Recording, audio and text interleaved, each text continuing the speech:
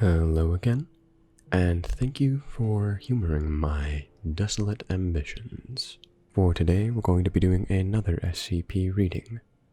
This is SCP-5162, The Wait. SCP-5162, Level 1 Unrestricted, Containment Class, Pending. Special Containment Procedures. SCP-5162 can only be encountered by individuals who are not already aware of its existence, precluding containment by the Foundation at this time. Foundation personnel experiencing trauma related to SCP-5162-A are to be given access to in-house psychiatric care as necessary. Individuals unassociated with the Foundation experiencing trauma related to SCP-5162-A do not threaten the Veil, and are to be documented but not otherwise interfered with. Description: SCP-5162 is Forrestal's Lagoon, a small volcanic crater with unnaturally clear water and a granite basin. A narrow, shallow inlet connects the lagoon to the Lake Huron. Its location has yet to be determined. Aerial surveys of Lake Huron have not discovered it, and its approach by land or water is apparently only possible for individuals ignorant of the site and its anomaly. SCP-5162-A is The Wait, a Jacobean-era tall ship located at the bottom of SCP-5162. It sits upright, masts and rigging fully intact, sails absent. The name of the ship is clearly visible on the ship's stern.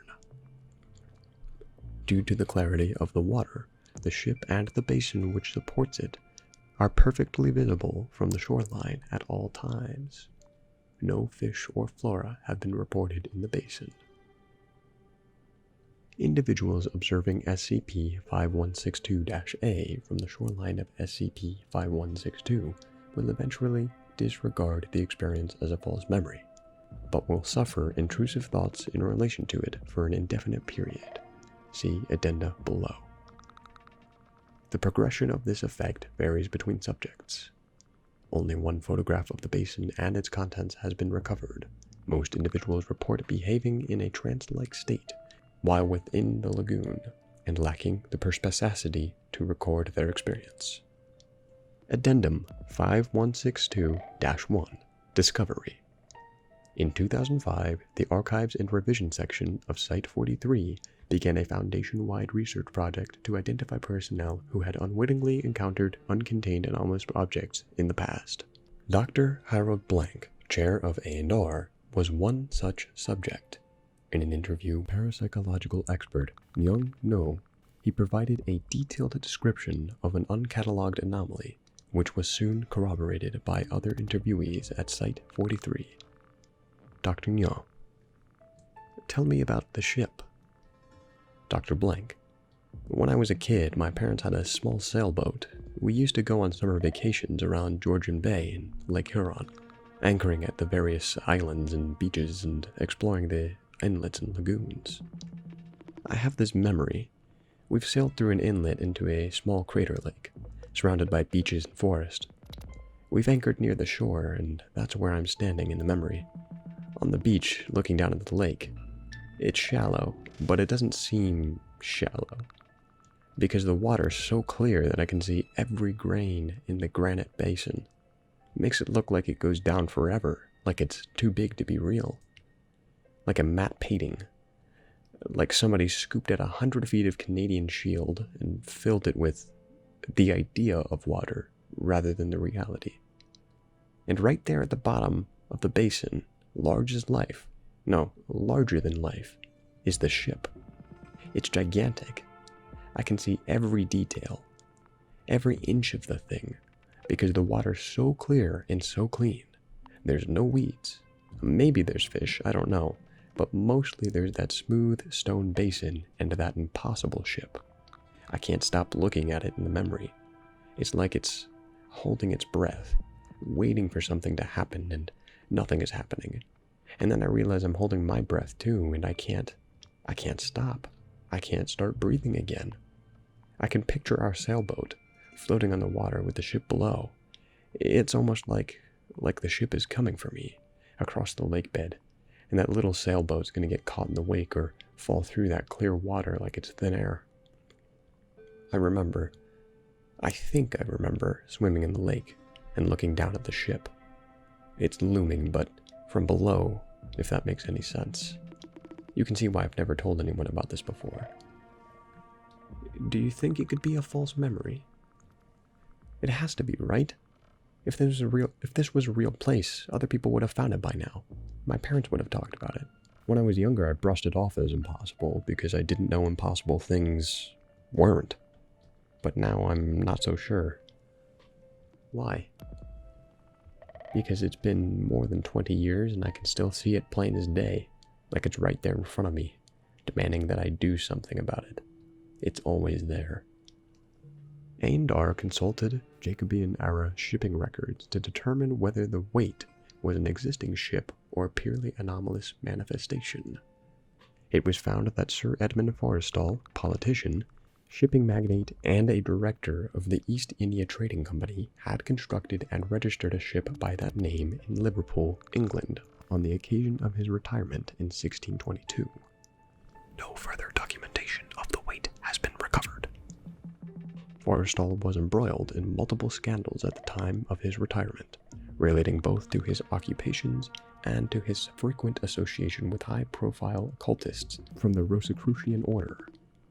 It is unclear why SCP-5162 bears his name, as he has never visited North America. The name Forrestal's Lagoon has been derived independently from each individual encountering it, apropos of nothing. Addendum 5162-2 Interview Excerpts. A&R has identified some 17 individuals who encountered SCP-5162 since 1986. Dr. No debriefed each subject before amnesticization. Selected interview transcripts appear below. 5162-SO2. I can't stop thinking about it.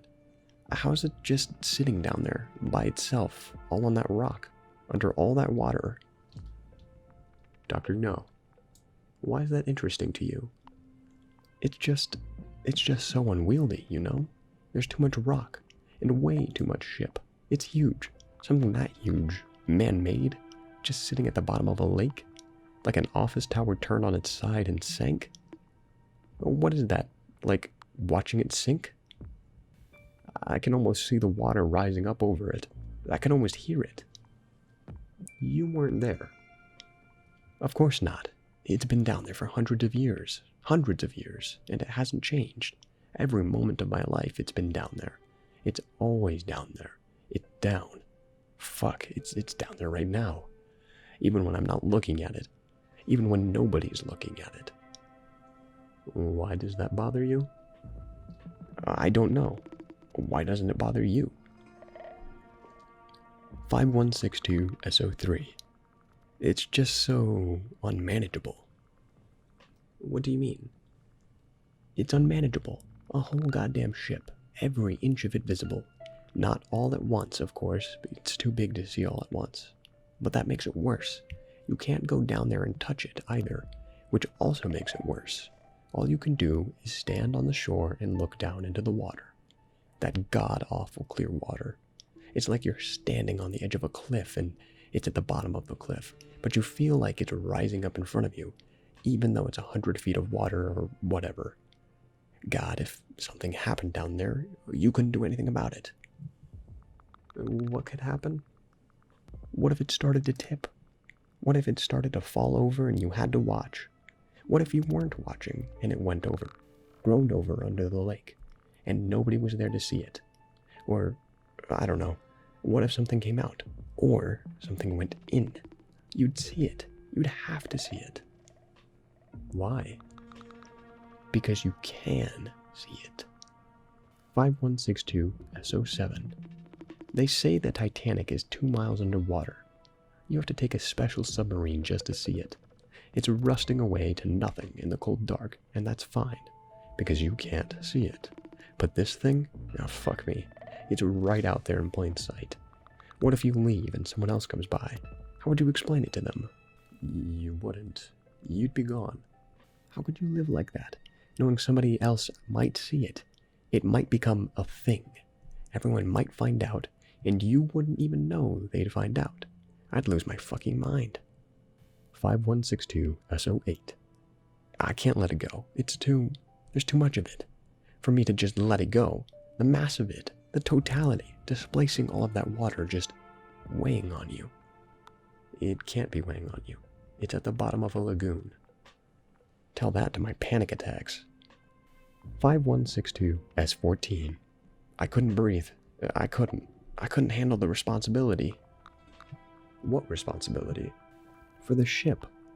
For all those planks and nails. For the dark spaces in between. The flooded decks and flooded holds. For all that empty space that wasn't empty. All that weight. Yeah, all that weight. Addendum 5162-3.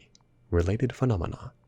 The following is an excerpt from Dr. Harold Blank's Annual Psychological Review for 2009. Dr. Nyo. Tell me about the dream. Dr. Blank. I'm standing in a flat, empty expanse. I can't see the details. I can't see anything but this gigantic, I think it's a cube? A gigantic black cube, too big to see, too big to even think about. It's so vast, it takes your breath away just to imagine that it exists. And what is this cube doing? The cube's not doing anything. No, that's not true. The cube is bearing down on me because I'm holding it up. You're holding it up? I thought you said it was immeasurably vast. It is. I'm holding it up by one corner, and all the weight is concentrated on that single point, on me. I don't even see all this from my own perspective. It's like I'm floating behind myself, watching myself bear the load of this ungodly huge weight. If I shift my grip, it'll start to fall, and I won't be able to stop it. It'll come crashing down. I can't so much as twitch. And I know I can't hold it forever, but I know that I have to hold it forever. I can't drop it. I can't even put it down. Well, why not? I don't know, because I'll get in trouble? Because if it starts to fall, it'll fall forever? Because I'm the pressure point, the fulcrum, and nothing else can keep it steady? Because if I do put it down, the sheer weight of it will break the goddamn earth. Because it is too big not to carry. Because it is everything. Then why doesn't it break you? Silence on recording. Because it's mine. Do these dreams interfere with your duties? Dr. Blank smiles and does not respond. All individuals exposed to SCP-5162-A have reported dreams featuring similar thematic undertones. This phenomenon does not appear to diminish with the passage of time. Addendum 5162-4. Provenance. The following undated diary entry is believed to be Forstel's sole acknowledgement of the creation of SCP-5162-A. It is done, in not soon enough by half. They tell me it will bear the load. I did not ask them where it is, and they did not say. Somewhere deep and distant, the details are unimportant. I can breathe again, and that is all that matters. And that is it. That is all for this SCP, SCP-5162. Wait. I hope you enjoyed listening to it, and thank you, as always, for indulging and humoring my desolate ambitions. Have a good day, night, or whatever time it is that you happen to be watching this. Bye-bye.